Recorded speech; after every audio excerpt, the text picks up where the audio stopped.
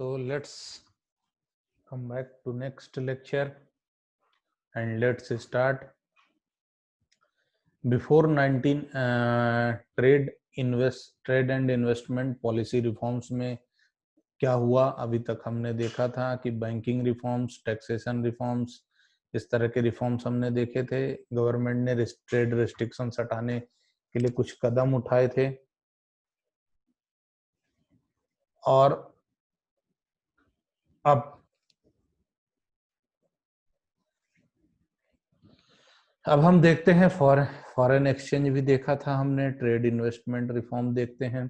तो before 1991 a lot of restrictions, high tariffs and quotas were imposed।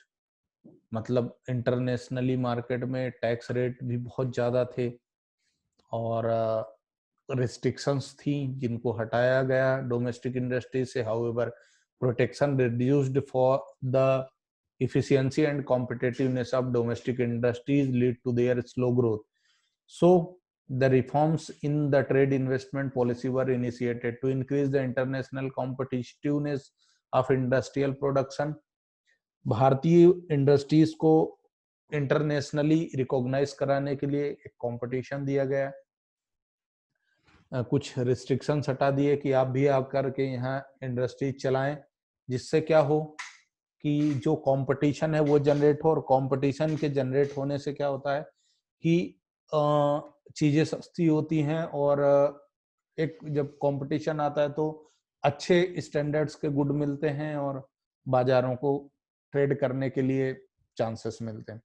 तो to increase the international competitiveness, भारतीय बाजार internationally भी trade कर सकें, ग्लोबलाइज रीच हो हमारे इंडस्ट्रीज का और उनको कंपटीशन दे सकें, इसलिए इन्होंने फॉरेन ये ट्रेड इन्वेस्टमेंट पॉलिसी रिफॉर्म्स किया। To promote foreign investment and technology into the economy में फॉरेन इन्वेस्टमेंट को बढ़ावा देना, टेक्नोलॉजी को बढ़ावा देना, एडवांसमेंट, मॉडर्नाइजेशन, इन सबको बढ़ावा देने का काम इन्होंने किया। To promote efficiency of local industries की जो इफिशियंसी थी प्रोडक्शन कैपेसिटी से, उसको बढ़ाया जा सके।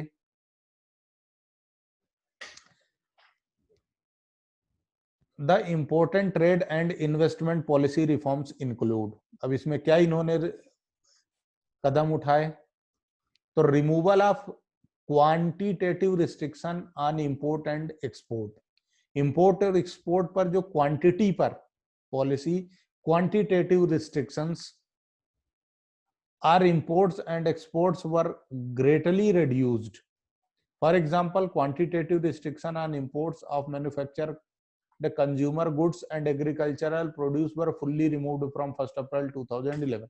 मतलब कंज्यूमर गुड्स और एग्रीकल्चर गुड्स पर जो रिस्ट्रिक्शंस थे कि आप इतनी मात्रा में ही कर बाहर ले जा सकते हैं या ला सकते हैं, ये पूरी तरह से खत्म कर दिया। आप कितनी भी क्वांटिटी में डीलिंग कर सकते थे। रिमूवल ऑफ एक्सपोर्ट ड्यूटीज, तो export duties were removed to increase the competitive position of Indian goods in the international market. International market से इन्होंने क्या किया,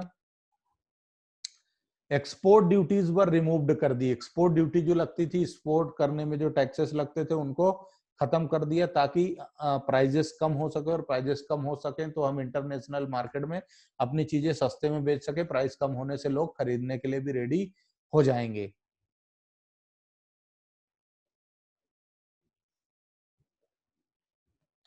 reduction in import duties, import duty भी कम कर दी।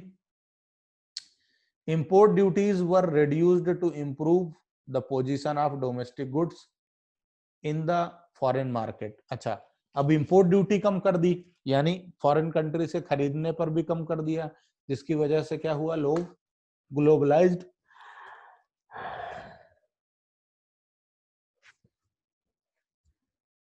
रिलैक्सेशन इन import licensing system. Import licensing system में जो restriction थे उनको कम किया गया, उनको हटाया गया। The import licensing was abolished except in case of hazardous and environmentally sensitive industries। hazardous जो केमिकल होते थे वहां से इंपोर्ट का लाइसेंस जो लाइसेंसिंग नहीं खत्म किया गया। और जो सेंसिटिव आइटम थे जो इन्वायरमेंट को नुकसान पहुंचाते थे उनको हटा करके बाकी सारी चीजों से लाइसेंसिंग सिस्टम खत्म कर दिया गया. This encouraged domestic cause of hazardous and environmental sensitivity industries.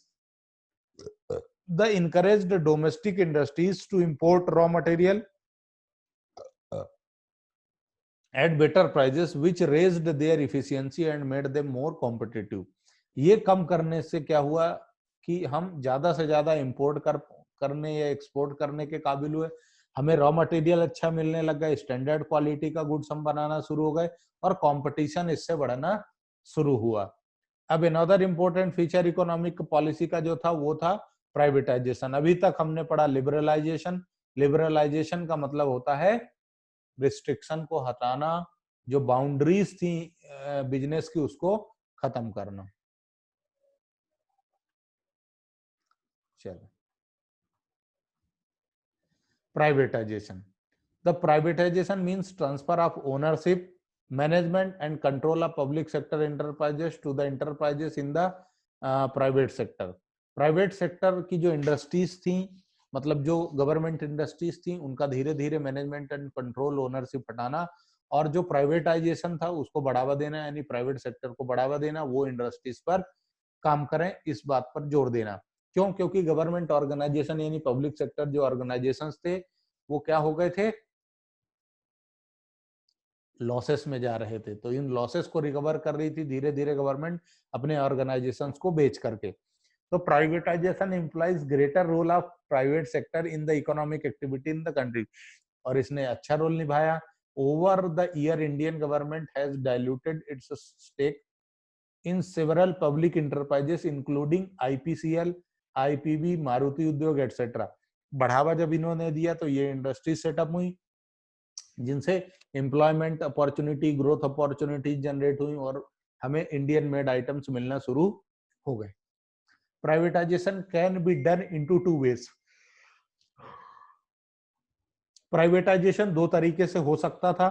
पहला transfer of ownership. Transfer of ownership का मतलब ये था कि गवर्नमेंट क्या करती थी, the management of public sector companies from the government to private sector को दे दिया कि जो मालिकाना हक गवर्नमेंट का था वो गवर्नमेंट ने अपना बेच दिया, लाइसेंस मतलब पेमेंट ले लिया और प्राइवेट सेक्टर्स को बेच दिया कि भैया ये बिजनेस हमें पैसा दे दो इसके लिए इतना और ये दुकानें आप चलाना शुरू कर दो.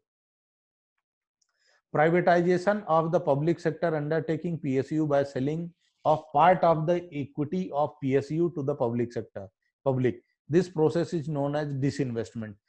या एक तो ये था कि पूरी की पूरी ओनरशिप ट्रांसफर कर दो यानी पूरा का पूरा मालिकाना हक ही बेच दो. दूसरा तरीका ये होता था कि आप एक काम कर सकते हो कि थोड़ा थोड़ा बेचो, यानी कुछ पार्ट, जैसे 100% गवर्नमेंट का कैपिटल इन्वेस्टमेंट है किसी सेक्टर में तो उस सेक्टर को क्या करो आप कि 25% 30% बेच दो प्राइवेट सेक्टर को, यानी उसकी भी हिस्सेदारी लेके आओ. यानी कुछ अमाउंट, कुछ कैपिटल गवर्नमेंट का और कुछ कैपिटल प्राइवेट सेक्टर का लग करके कोई ऑर्गेनाइजेशन बने तो उसको पीएसयू बोला गया, पब्लिक सेक्टर अंडरटेकिंग्स. यानी गवर्नमेंट का मालिकाना हक तो रहेगा लेकिन कुछ हिस्सा प्राइवेट सेक्टर को बेच दिया जाएगा. इसको डिसइन्वेस्टमेंट बोला गया. यानी एक ट्रांसफर ऑफ ओनरशिप और दूसरा डिसइन्वेस्टमेंट.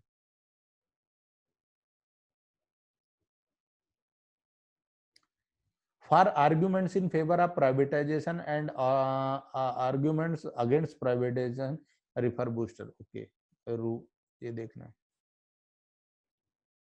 अब एक कॉन्सेप्ट है कुछ नवरत्नास एंड मिनी रत्नास. कुछ इंडस्ट्रीज थी जिनको नवरत्न कहा जाता था भारत की इंडस्ट्रीज को, जो अहम रोल अदा करती थी. तो government also made attempt to improve the efficiency of public sector undertakings by giving them autonomy in taking managerial decision.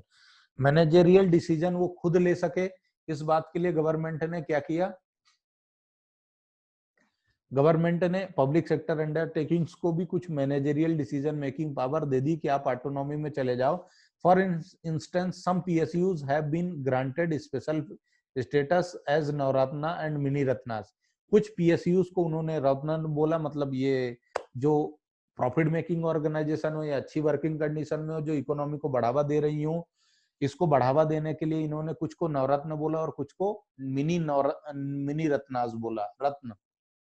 In order to infuse professionalism and enable PSU to compete more effectively in the liberalized global environment, government started granting नवरत्नास status to PSU। अब इन्होंने कदम उठाए कि उसको बढ़ावा दिया जा सके और 13 सितंबर 2017 there are 8 Maharatnas, 16 Navratnas and 74 mini Ratnas. ये इन प्रेजेंट पोजीशन है। अब आया प्राइवेटाइजेशन के बाद ग्लोबलाइजेशन। तो globalization means integrating the national economy with the world economy through removal of barrier on international trade and capital movements। चलिए, तो ग्लोबलाइजेशन का क्या मतलब था? Globalization means integrating the national economy with the world economy through removal of barrier on international trade and capital movement. जो international trade barriers थे उनको खत्म करना, और जो कैपिटल मूवमेंट होता था, एक कंट्री दूसरी कंट्री में कितना अमाउंट इन्वेस्ट कर सकती थी, इसको दूर करना एकमात्र उद्देश्य था जीवन का ग्लोबलाइजेशन के। ग्लोबलाइजेशन का क्या मतलब था कि ग्लोबलाइज्ड कर दो, यानी इंटरनेशनली ट्रेड को बढ़ावा दो, एक कंट्री दूसरे कंट्री से खुलेआम बिजनेस कर सके, इस बात पर जोर दो और इस बात को बढ़ावा देने की कोशिश की जाए। तो इसके लिए क्या करना था आपको कि जो बैरियर्स थे उनको रिमूव करना था, यानी जो बाधाएं थी उनको दूर करना था। Globalization is generally understood to mean integration of economy with country with the world economy. विदेशी जो एक देशी डोमेस्टिक कंट्री है उसका और जो वर्ल्ड की इकोनॉमी है उन दोनों को आपस में जोड़ना, इंटीग्रेट करना, समाहित करना ग्लोबलाइजेशन है। However it is a complex phenomenon, लेकिन ये एक आसान काम नहीं था, इसमें कुछ परेशानियां थी इसकी अपनी अलग। It is an outcome of the set of various policies that aim to transform the world towards greater interdependence and integration। ये एक दूसरे पर निर्भरता का विषय था, क्योंकि towards greater interdependency and integration, ये आसान फेनोमेना नहीं था। अब इन पॉलिसीज से क्या होने वाला था, एक कंट्री की दूसरी कंट्री पर जो डिपेंडेंसी थी वो बढ़ने वाली थी। क्यों? क्योंकि जब हम इंपोर्ट एक्सपोर्ट को बढ़ावा देते तो हम क्या करते, एक दूसरे से चीजें खरीदते, तो निश्चित रूप से हमारी डिपेंडेंसी जिस कंट्री से हम खरीदते या बेचते वहां पर हमारी बढ़ जाती। It involves creation of network and activities transacting economic, social and geographical boundaries. ये नेटवर्क बनाना ताकि इन कंट्रीज से, in short globalization aims to create a borderless world, यानी जो बॉर्डर है एक कंट्री का, उस बॉर्डर को खत्म करना भी इनका एकमात्र उद्देश्य था।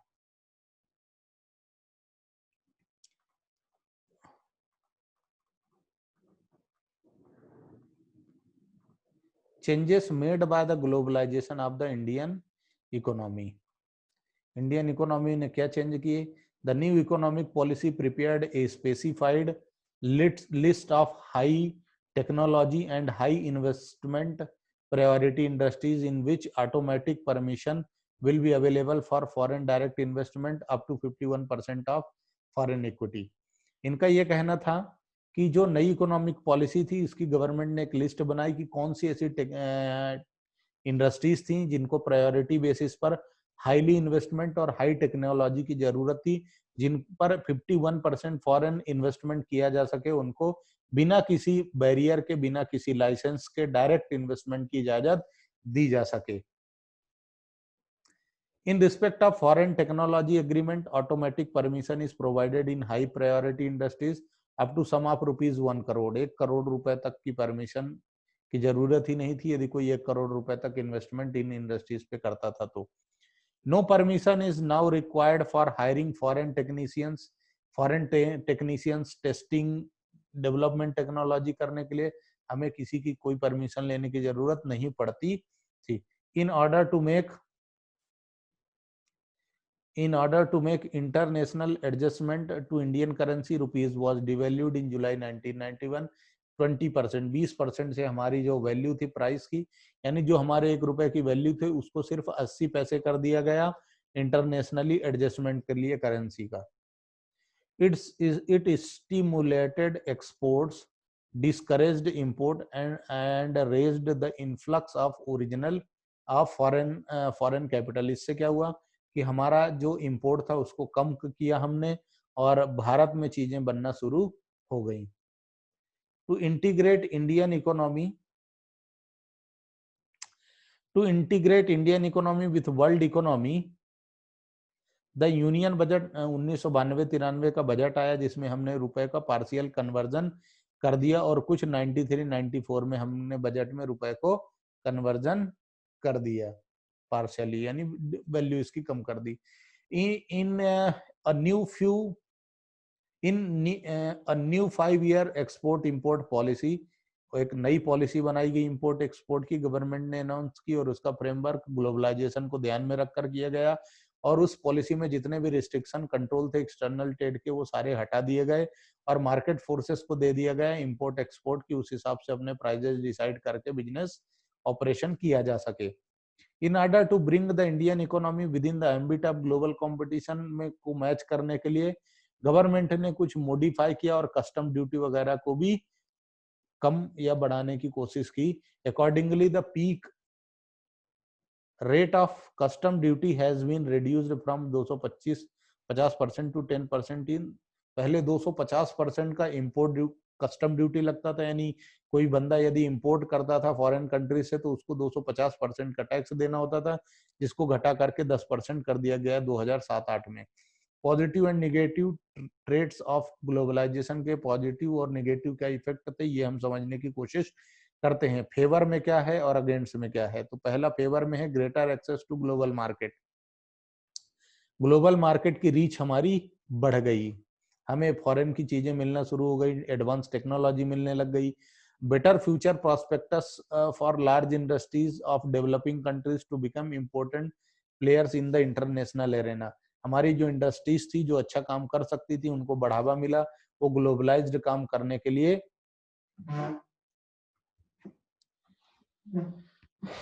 ग्लोबलाइज्डली वो काम कर सके, इस बात पर जोर देना शुरू हुए। अगेंस्ट कुछ अगेंस्ट भी थे और अगेंस्ट ये था कि benefit of globalization accrues more to developed countries as they are able to expand their. अच्छा, इनका कहना ये था कि ये जो हम दे रहे हैं बेनिफिट, इससे क्या होगा, जो डेवलप्ड कंट्रीज हैं उनके पास पैसा ज्यादा है तो उनको ही बेनिफिट मिलेगा, जो अंडर डेवलप्ड कंट्रीज हैं उनको इसका बेनिफिट नहीं मिलेगा क्योंकि उनके पास पैसे ही नहीं इन्वेस्टमेंट करने का। तो कुछ अगेंस्ट विद इनके globalization compromises the welfare and identity of people belonging to poor countries. Globalize compromise करने लग गई वो कंट्रीज जिनके जो गरीब देश थे, उन्होंने ये कोशिश करना शुरू कर दी कि विदेशी कंपनियां ही हमारे यहाँ आकर के कब्जा कर ले मार्केट में और वही लोग बिजनेस ऑपरेशन करना शुरू करें। Market driven globalization increases the economic disparities among nations and people। Market driven globalization increases, और बाजार में जो ग्लोबलाइजेशन था नेशनल पीपल थे, डिस्पैरिटीज होने लगे क्योंकि विदेशी कंपनियां ही आकर के बिजनेस करना शुरू हो गई थी। अब दूसरा है outsourcing. Outsourcing refers to contracting out some of its activities to a third party which were earlier performed by the organization। यानी आउटसोर्सिंग का मतलब ये होता है कि जो काम पहले कंपनी खुद करती थी अब वो नॉन कोर एक्टिविटी होने की वजह से अब वो काम हम दूसरे से करा लेंगे। जैसे मान लीजिए कि मोबाइल फोन कंपनी है और वो मोबाइल बनाने का काम करती है, तो मोबाइल बनाना उसकी मेन कोर एक्टिविटी हो गई और वो मोबाइल की जो बैटरीज हैं उसको बनाने का तरीका अलग होता है।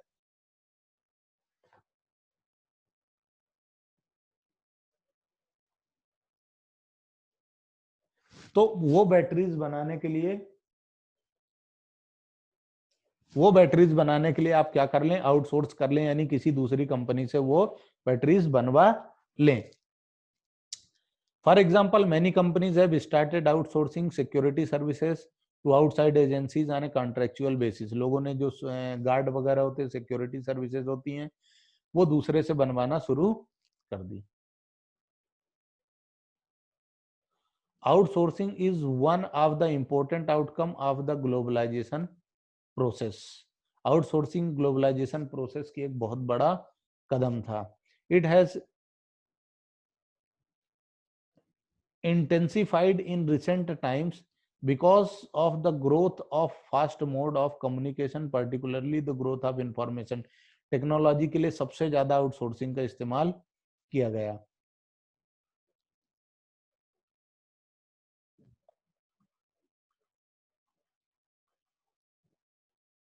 With the help of modern telecommunication links, the text, voice, and visual data in respect of these services is digitized and transmitted in real time over continents and national boundaries. तो communication link बनाने के लिए, voice data digitalisation के लिए बहुत ज़्यादा globalisation का इस्तेमाल और आउटसोर्सिंग का इस्तेमाल हुआ. जैसे कुछ इंस्ट्रूमेंट वगैरह हैं, इनका इंपोर्टेशन मतलब आउटसोर्सिंग करना शुरू कर दिया. India has become a favourable destination of outsourcing for most of the MNCs. MNCs की सबसे फेवरेट थी इंडिया, क्योंकि यहाँ पर उनको सुविधाएं ज़्यादा, because of low wage rate and availability of skilled man power. हमारे देश में मैन पावर स्किल्ड है, यानी पढ़ा लिखा और समझदार है, और लो वेज रेट पर काम करता है. इसलिए आउटसोर्सिंग के लिए Indian business process outsourcing BPO companies are already gaining prominence and earning precious foreign exchange. तो हमें ज्यादा इस बात के लिए बढ़ावा मिला, हम ज्यादा इसके लिए कैपेबल वर्किंग कर रहे थे. Some of the services outsource to India include, कुछ ये थी वॉइस बेस्ड यानी बीपीओ कॉल सेंटर जिसको बोलते हो, रिकॉर्ड कीपिंग यानी अकाउंटेंसी के लिए, बुक कीपिंग बैंकिंग के लिए, म्यूजिक रिकॉर्डिंग के लिए, बुक इंडस्ट्रीज, क्लिनिकल एडवाइजेस के लिए हमारे देश का इस्तेमाल आउटसोर्सिंग के रूप में बहुत ज्यादा होने लग गया. World trade organization WTO. अब वर्ल्ड ट्रेड ऑर्गेनाइजेशन में क्या है कि origin of world trade organization का कैसे उद्गम हुआ.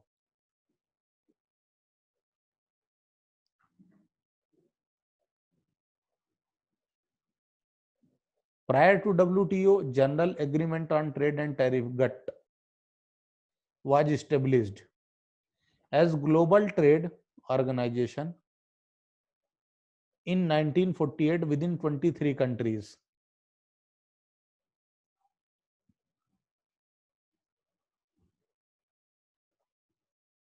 चल,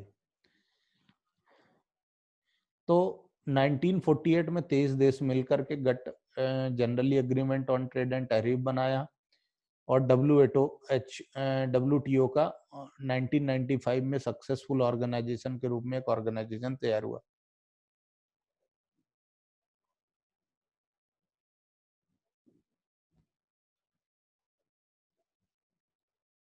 The WTO agreement cover trade in goods as well as services to facilitate international. WTO agreement में जो था वो ये था कि गुड्स और सर्विसेज दोनों को शामिल किया गया. At present there are 164 member countries of WTO and all the members are required to abide by laws and policies framed WTO. World trade organization globalization का एक बहुत बड़ा हिस्सा था, जिसने एक अहम रोल अदा किया. तो WTO में 164 देश एट प्रेजेंटली मेंबर हैं, जो मिलकर के एक दूसरी कंट्रीज से बिजनेस करते हैं. As an important member of WTO, India has been in the forefront of framing fair global rules बनाए, जिससे एक किसी भी कंट्री का डिस्प्यूट ना हो और आसानी से एक कंट्री दूसरी कंट्री से बिजनेस कर सके. India has kept it commitments made to the WTO. India has taken reasonable steps to liberalize trade by removing quantitative restrictions. India ने अपनी क्वांटिटेटिव रिस्ट्रिक्शंस, इंपोर्ट की टैरिफ्स रिड्यूस कर दिया, ताकि ज्यादा से ज्यादा हम जो पॉलिसीज थी WTO की उसको फॉलो किया जा सके। और सब major functions of WTO, major function जो WTO का था वो क्या था? To facilitate international trade, both bilateral and multilateral trade. Bilateral यानी दो तरफा और मल्टीलेटरल यानी तीन। बाइलेटरल यानी दो कंट्री आपस में जो सौदा कर रही हैं उनके बीच में एक रिलेशन बनाना। मल्टीलेटरल यानी बहुत सारी कंट्रीज मिलकर के कर रही हैं तो उसको भी हैंडल करना through removal of tariffs as well as non tariff barriers. Tariff tax rate और नॉन टैक्स रेट की जो पॉलिसीज थी, बैरियर्स थे, उनको भी रिमूव करना। टू एस्टेब्लिश ए रूल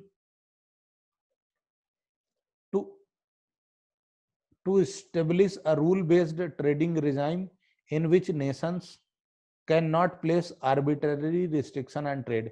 अब arbitrary एक तरफा मतलब कंट्री खुद डिसाइड करके ट्रेड रिस्ट्रिक्शंस नहीं लगा सकती थी। WTO से ही जो भी डिस्प्यूट होते थे वो सॉल्व किए जाते थे। To enlarge production and trade of services, trade services को और प्रोडक्शन को बढ़ावा देना। To ensure optimum utilization of world resource, जो दुनिया में रिसोर्सेस हैं उनको बढ़ावा देना। टू प्रोटेक्ट इन्वायरमेंट, इन्वायरमेंट की रक्षा करना। अच्छा, एक चीज मैं आपको बता दूं, optimum utilization of world resources. देखिए, दुनिया में बहुत सारे रिसोर्सेस अवेलेबल हैं, कहीं बहुत हैं तो कहीं है ही नहीं।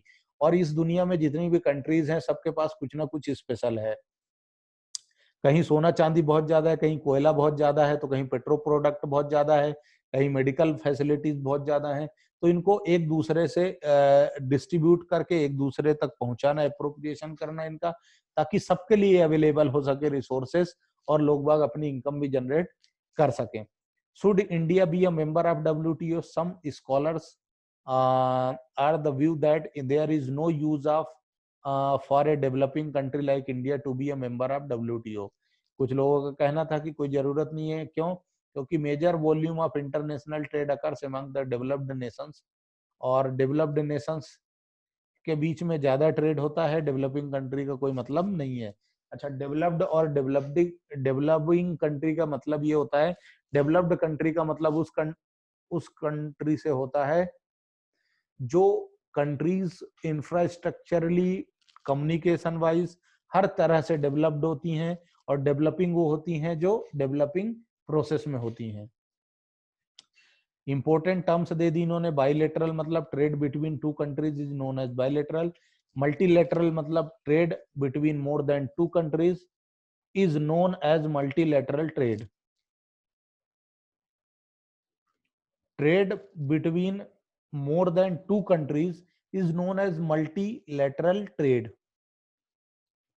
दो से ज्यादा कंट्रियों के बीच में जब ट्रेड होता है तो मल्टीलेटरल। टैरिफ बैरियर का मतलब है टैक्स रेट से, और नॉन टैरिफ बैरियर मतलब the barriers which are imposed on the amount of imports and exports are known as non tariff barrier।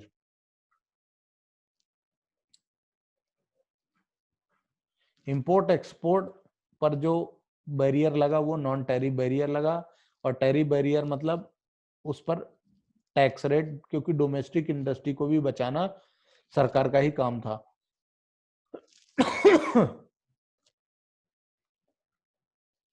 N appraisal of LPG policy economic reforms.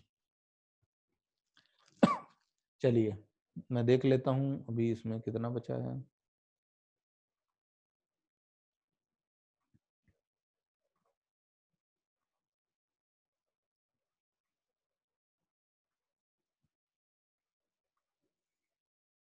चलिए तो हम my dear students इस lecture को थोड़ा सा और आगे बढ़ाते हैं।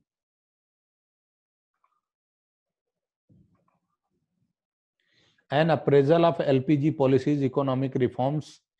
क्या इसके बेनिफिट्स थे या क्या अच्छाइयां थी इसमें? Economic reforms created mixed reactions at different levels. अलग अलग reactions. Let us discuss some positive and negative aspect of economic policy. इसके कुछ अच्छे और बुरे चीजें हम डिस्कस करते हैं। Arguments in favour of economic reforms के फेवर, जो 1992 में जो रिफॉर्म्स लिया गया, 1991 में नई इकोनॉमिक पॉलिसी बनाई गई, इसके कुछ चीजें फेवर में और कुछ चीजें अगेंस्ट में। Increase in rate of economic growth, favour में क्या है कि इससे इकोनॉमिक ग्रोथ बढ़ा।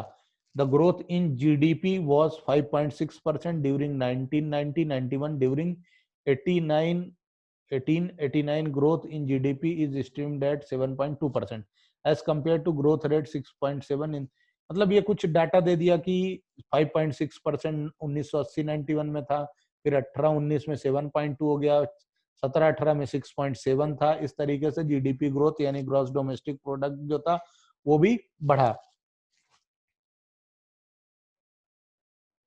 During the reform period the growth of agriculture has declined and industrial sector reported fluctuations, whereas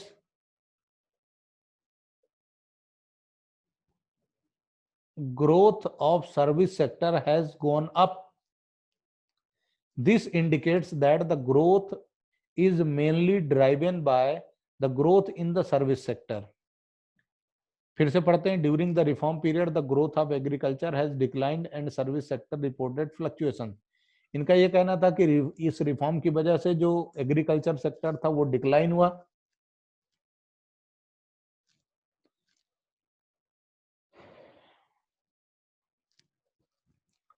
declined and industrial sector reported fluctuation, whereas growth of service sector has gone up. Agriculture sector down हो गया और जो service sector था वो बढ़ा। This indicate that the growth is mainly driven by the growth in service sector. इसका मतलब ये था कि सर्विस सेक्टर ने तो ग्रोथ कर ली। ड्यूरिंग 2012 से 15 has been a setback in the growth rate of different sectors. Agriculture recorded a high growth rate during the year. Agriculture में high growth rate आया 13-14 में। Subsequent year service sector witnessed a highest ever growth rate 10.3%. 14-15 में service sector सबसे ज्यादा boom पे था। The industrial sector witnessed A steep decline during 12-13 में। थोड़ा सा इंडस्ट्रियल सेक्टर का ग्रोथ कम था, फिर भी पॉजिटिव था। इनफ्लो ऑफ फॉरेन इन्वेस्टमेंट, इससे क्या होता था, फॉरेन इन्वेस्टमेंट आता था हमारी कंट्री में, यानी वो लोग आकर के जो फॉरेन कंट्री में 1991 में 73 मिलियन था वो अब बढ़ करके 100 मिलियन हो गया। With launch of Make in India initiative in September 14, foreign direct investment policy was further liberalized. Due to this reason, FDI inflow in India increased by 48%. Make in India concept आया, मोदी जी जब आए तो उन्होंने सितंबर 2014 में launch किया कि अब हम इंपोर्ट कम करेंगे, बल्कि आप इंडस्ट्री हमारे यहाँ आकर आइए, इंडस्ट्री डालिए और यहीं प्रोडक्शन शुरू कीजिए। Rise in foreign exchange reserve, इससे क्या हुआ, इंपोर्ट बढ़ा। आई मीन टू से कि जब यहाँ बनने चीजें शुरू हुई तो यहाँ से बिकना भी शुरू हुई, तो इनसे क्या हुआ, फॉरेन एक्सचेंज रिजर्व भी बढ़ना शुरू हुआ। फॉरेन एक्सचेंज करेंसी हमारे यहाँ ज्यादा स्टोर होने लगी। राइज इन एक्सपोर्ट, एक्सपोर्ट बढ़ने लगा। IT sector, software, textile, auto parts, ये सब बढ़ना शुरू हो गया धीरे धीरे। कंट्रोल ऑन इन्फ्लेशन शुरू हो गया।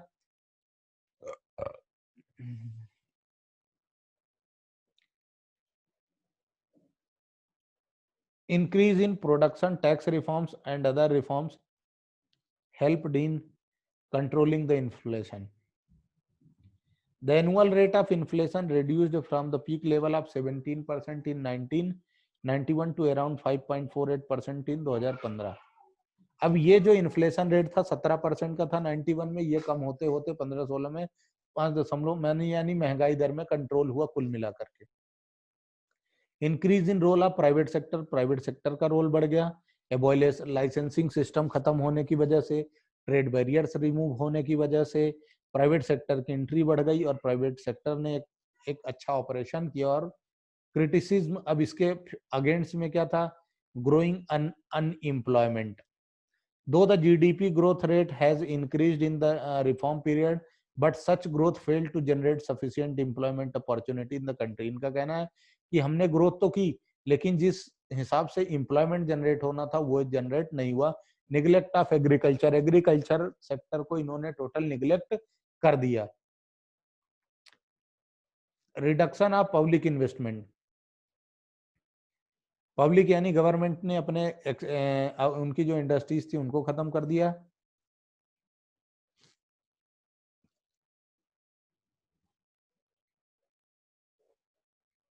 Public investment in agriculture sector specially in infrastructure which includes irrigation, power, road, market linkage and research and extension, which played a critical role in the green revolution, has been reduced in the reform period। में जो green revolution था उसको कम कर दिया गया, irrigation facilities वगैरह में ध्यान नहीं दिया गया।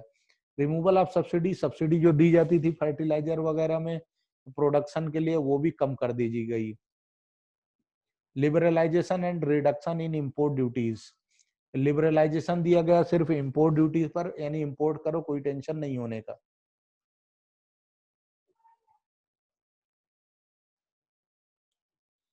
अब इससे क्या हुआ, reduction in import duties on agriculture product पर भी इन्होंने कम कर दी। मिनिमम सपोर्ट प्राइस डिसाइड जो दे रही थी गवर्नमेंट वो खत्म कर दिया। लिफ्टिंग ऑफ क्वांटिटेटिव रिस्ट्रिक्शन जो थे एग्रीकल्चरल प्रोडक्ट पे वो खत्म कर दिए गए। All these policies adversely affected Indian farmers. अच्छा, ये जितनी भी पॉलिसी बनाई गई इनसे किसानों की समस्याएं और बढ़ना शुरू हो गई। शिफ्ट टुवर्ड्स कैश क्रॉप्स, उस तरफ शिफ्ट हो गए जिनसे कैश जनरेशन हो गया जो अंग्रेजों की पॉलिसीज थी। Due to export oriented policy strategies in agriculture the production shifted from food grains to cash crops. जो अंग्रेजों का आपने पहले चैप्टर में पढ़ा होगा वही हाल इन लोगों ने कर दिया। Low level of industrial growth, industrial growth भी लो लेवल पर था। चीपर इंपोर्टेड गुड्स, चूंकि इंपोर्टेड जो गुड्स होते थे, विदेशों से जो गुड्स खरीदे जाते थे वो सस्ते होते थे, इसलिए लोगों ने डोमेस्टिक कंट्री के जो महंगे गुड्स होते थे उनका इग्नोर करना शुरू कर दिया और चाइनीज गुड्स को परचेस करना शुरू कर दिया, जिससे भारतीय इंडस्ट्रीज को नुकसान होना शुरू हो गया। लैक ऑफ इंफ्रास्ट्रक्चर फैसिलिटी, देश में इंफ्रास्ट्रक्चर फैसिलिटी यानी रोड, कम्युनिकेशन, वाटर, ट्रांसपोर्ट, ये सारी चीजें अवेलेबल उस लेवल पर नहीं थी जिस लेवल पर होना चाहिए थी। Non tariff barriers by developed countries, developed countries ने नॉन टैरिफ बैरियर हटा दिए, जिससे हमारा जो textile from India not removed the had not remove, लेकिन कुछ कंट्रीज ने हमारी जो बैरियर थे वो हम पर इम्पोज रखे और हम पर रिस्ट्रिक्शन एज इट इज लगे रहे। इनइफेक्टिव डिसइन्वेस्टमेंट पॉलिसी, जो डिसइन्वेस्टमेंट पॉलिसी थी वो इनइफेक्टिव थी, इससे कोई बेनिफिट नहीं हुआ पब्लिक सेक्टर इंटरटेकिंग को, was about 3500 crore. However, according to some scholars, disinvestment policy of government was not successful because क्यों नहीं थी? Assets of PSEs were undervalued and sold to private sector, इसलिए फेल हो गई है क्योंकि जो एसेट्स थी वो अंडर वैल्यूड कर करके यानी कम दामों में बेच दी गई। Moreover such proceeds from disinvestment were used to compensate shortage of government revenue rather than using it further development की जगह इन्होंने क्या करा, गवर्नमेंट के अपने खर्चे जो थे उन पर लगा दिए इन्होंने।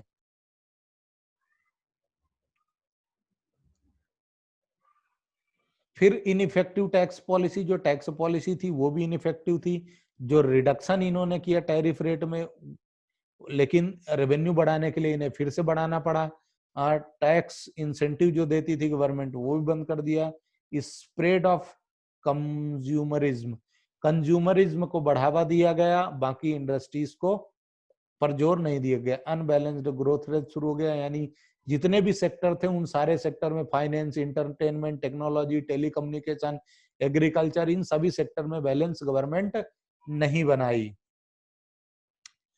बना पाई। तो यहां तक था, एक बार आप ये रीड करें, फिर इस वीडियो को फिर से देखें जिससे आपको ज्यादा आसानी से समझ में आए। अब ये जो नेक्स्ट टॉपिक है ये हम बाद में पढ़ेंगे। Thank you very much.